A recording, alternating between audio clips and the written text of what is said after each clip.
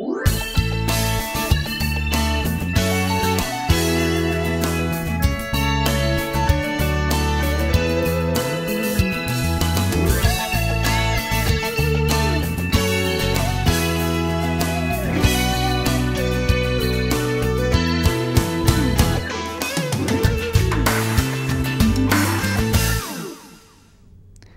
and welcome to the A-List. I'm Paolo Speziale and my guest today is Himanshu Kothari, who is a writer, producer for Towers Productions. Welcome to the show. Hi, how's it going? It's going good. What exactly inspired you to work for this company? Well, first of all, what do you actually, you're a writer-producer, what do you do for that job? Okay. Well, a writer-producer in television, in nonfiction television, is somebody who conducts interviews with people. He envisions the overall story of what that hour is going to represent. He then goes on and writes the script based on the interviews he's conducted. He also provides the overall editorial directive to the editors on, what kind of pacing to use, where are we getting our B-roll from. A producer usually works with an associate producer. He's somebody who handles some of the logistical aspects, like finding some of the interviewees or booking travel, hotels, and things like that.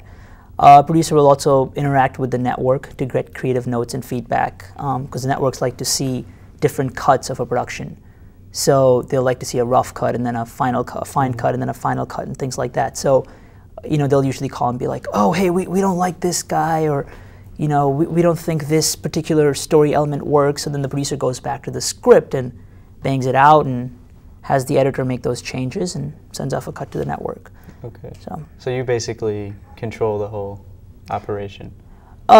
In guidance with the network. Yeah. Yes. But from the point of view of the production company, you're the point person, the creative and logistical point person. You also oversee the budget, because you'll be given X amount of dollars before the production begins. You have to make sure that all the creative choices you make, like who to interview, what to talk about in the story, what archive you want to purchase, is within the confines of that budget. Oh, okay. And what made you want to be a producer and writer?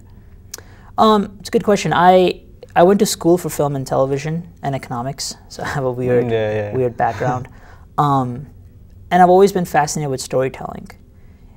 The job of a producer it's a very personal job. You have to be really interested in getting to know about people, and you have to be really interested in telling stories. You have to be interested in a job that has a lot of unexpected twists and turns. I would say it's a very personality-driven career. And for me, I could never see myself sitting at a desk all day, every day, 9 to 5 for 10 years. Yeah. I just couldn't see myself doing that. And a producer is always moving about. Either you're traveling, or even within the company, sometimes you're spending time with the graphics people. A couple of days you're working with the editors. Sometimes you're working in the development field, which is where the ideas usually crop up. So for me, it was always a desire to not be stuck to one kind of work. And being a producer allows you to do a lot of different things and tackle a lot of different challenges. And so it just, it suits my personality, and it's a great creative job, actually. So yeah, so it's very hands-on, I'm assuming then. So you work with you work for Towers Productions. What got you working for them? I got my initial interview through the managing director who went to Notre Dame, as did I, and got my initial interview, and which went really well. And then he called me back for a second one, and they had an opening on a show called Gangland, which airs on the History Channel, and now they syndicated it to Spike. So they had an opening on that show, and that's where I started. I started as an associate producer on Gangland. On Gangland. And what exactly did you do for Gangland? As an associate producer, I was doing a lot of the booking. I was finding law enforcement people, gang members, people that were relevant to a particular gang to interview. I would book a lot of the travel. I would take care of all our legal needs, because every time you produce a documentary, you have to have releases signed from everyone you interview, from the locations you go to. You also have to buy archive. If you look at any documentary on TV, you'll see that at least 10 to 15% of the footage you see is purchased. I'll give you an example. Say you're telling a story about a gang in New York, right? But they had a murder happen in London, and you don't want to go and shoot that footage of London. So you'll call up an archive house and say, hey, do you want to sell me 10 seconds of your footage of London? So that's what you do as as an associate producer, is you'll find that outside footage, license it, have them sign all the releases, make sure the payment takes place. So that's what you do as an associate producer. You don't really get involved with the writing or the interviewing aspect or the editing aspect as much. Oh, okay. You're a support person. Oh, okay. Yeah.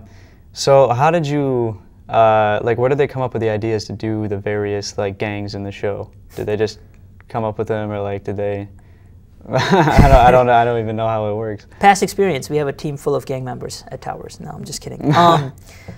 The choice of what gangs make it to TV, it's very full. There's lots of different ways that happens. Of course, everything gets approved by the network. The network approves every gang that we do a documentary on. You typically look for 4 or 5 very important things. Was there a major crime we can talk about? Are there gang members who will go on camera? Are there law enforcement members who will go on camera in relation to that gang? And is there evidence that we can use as photographs? Is there a murder weapon? Things like that. Yeah. So you typically look for these 4 or 5 things. I mean, I can tell you right now, there is gangs that we couldn't do a show about because it's too secret of an organization, And then there's gangs that are great for doing shows about because their gang members are willing to go on TV. There's a lot of major crimes associated with these gangs, and they're more than just in one little neighborhood. It's an actual gang, like it's across different state lines. So there's a lot of different factors that go into it. Yeah. So what other documentaries did you do besides Gangland? Like, did you actually produce? Okay. I did a show for Investigative Discovery called I Was Conned.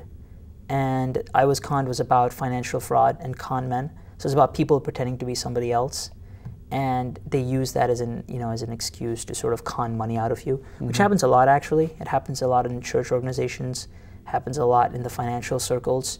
You'll have a smooth talker who'll come to you and be like, give me blah, blah, blah amount of money, and I got this great hookup at this company, and this stock is going to totally skyrocket. And they do a very effective presentation. They'll have a nice office, and they'll be in a suit, and they'll have a lot of screens running behind them, and people fall for it. Good, hardworking people fall for it all the time. So we profiled 3 different stories of financial fraud.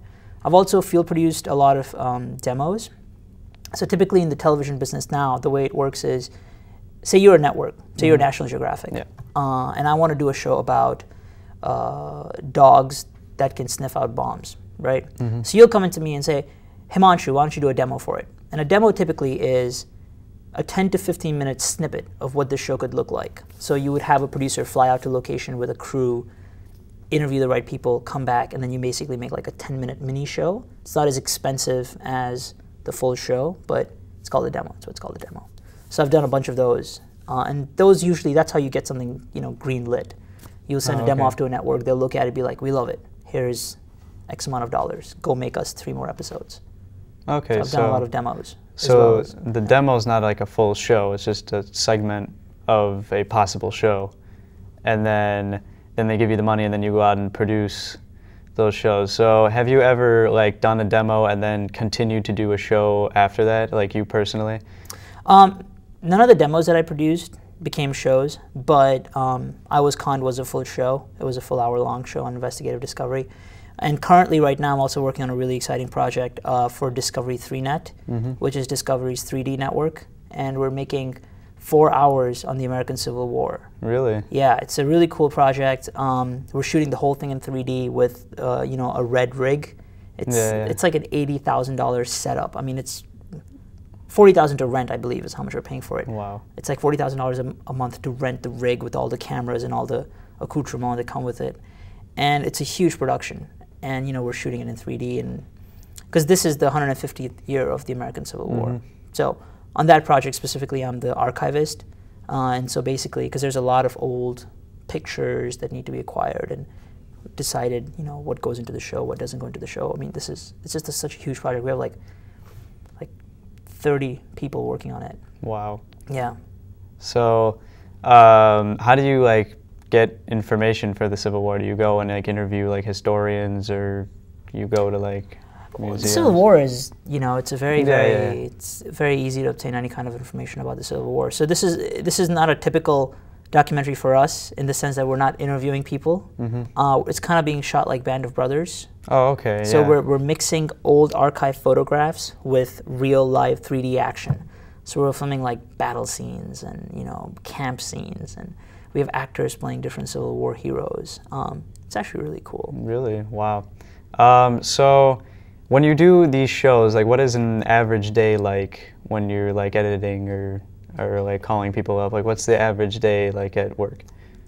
You know, it goes. You know, it's up and down. Like, there's days where you're at work for like 14, 15 hours, and then there's days when you come in and, you know, you work for like 3 or 4 hours. But don't tell my boss that. But you know, it's up and down.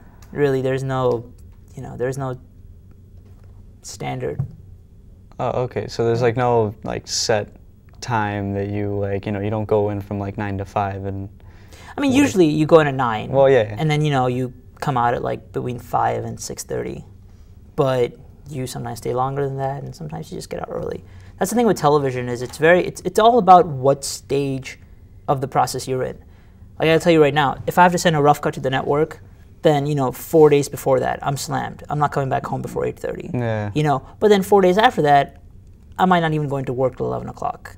Because when the network's sitting with a show, you're just waiting to get notes back. You know, so it's all about where you're at in the process. Wow. Well, that's a very interesting job. So thank you for coming again. I'm Paolo Speziale, and this is The A-List. We'll see you next time.